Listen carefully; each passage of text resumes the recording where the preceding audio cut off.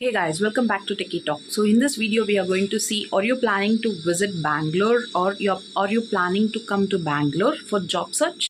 So you're someone who has completed your graduation or your education, MCA, maybe whatever it is, BTech, MCA or MBA, whatever it is in your hometown, and now you are planning to settle down in Bangalore or come to Bangalore for job search. Then you have to know all this information before you come to or settle down in Bangalore. So basically, when you are coming for job search, there will be some budget for you. So monthly, these are the expenses it would be there where I have to consider before I settle down in Bangalore. So those are all the things I am going to cover in this video. So if you are planning to visit Bangalore for a job search, if you are the person who are going to land in Bangalore for a job search, certainly you must know all these details and you should be pre-planned for all these expenses. So what are all the expenses that you are going to face during your job search trial, and how much is your monthly budget going to be when you are landing in Bangalore for a job search, when you have 0% income and you are totally dependent on your parents. So how much you can expect, or how much your monthly expenses could be when you are planning to visit to Bangalore as a fresher or as a job hunter, job seeker. All this information I'm going to cover in this video. So make sure you subscribe to Techie Talk without fail, and also make sure you watch the video till the end for more valuable information. So first, let's come to the rent, and rent are like this. So first thing, let's see how the rents are and how the rents are differentiated. And so before coming to Bangalore, first you have to do some preliminary analysis on the area wise, which area you are going to take a PG or a room. So there are some certain standards in the area wise where you will have cost of living high in few areas and cost of living are low in some areas.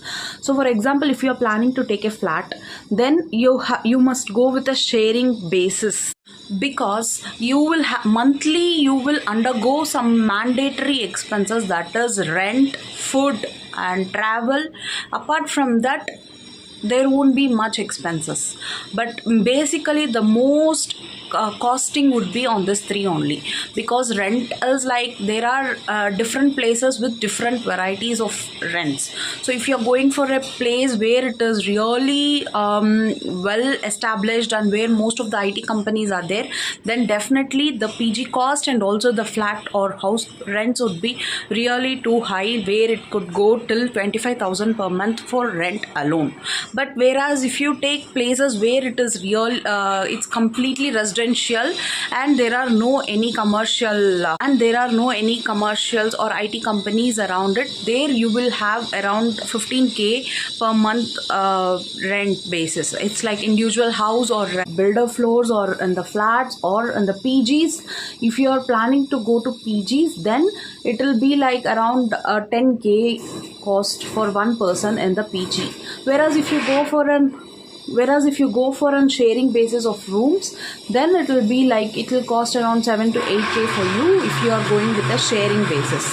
So now the second thing is food. So in case if you are staying in flat or house, shared house, cooking is completely dependent on you. So what style of food you are preferring, based on that. But minimum, if you are cooking for 3 times per day, it will cost around 7 to 8k along with groceries. And if you're a non-vegetarian, so cooking alone, it will cost you around 8k. Whereas if you are preferring to eat outside, then it might go higher also.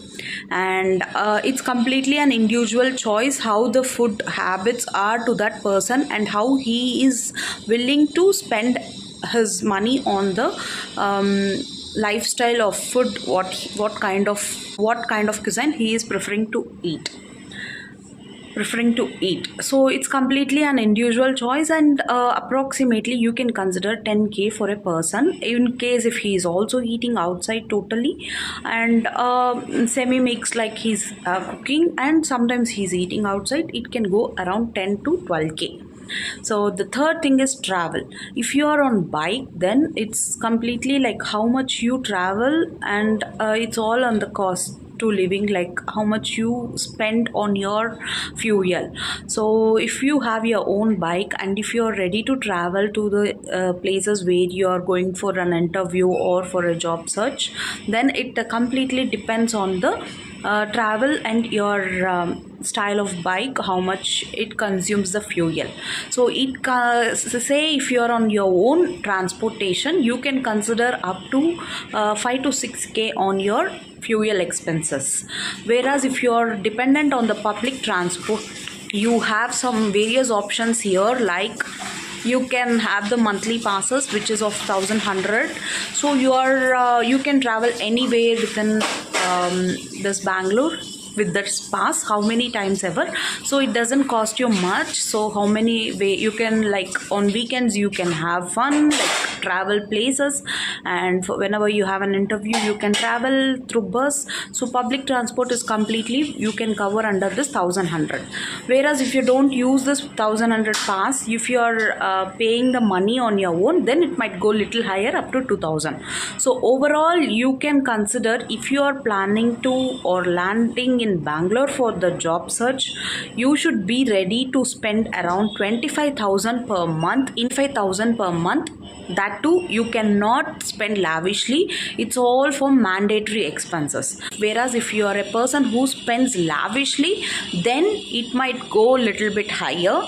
So I'll be covering in my next video scenario based, how the expenses varies, and also a few other kind of videos. So make sure you subscribe to the video, and please comment what do you think of this video in the end of the comment section, and also let me know, was it useful for you, or you would like to have more elaborately and more content worthy.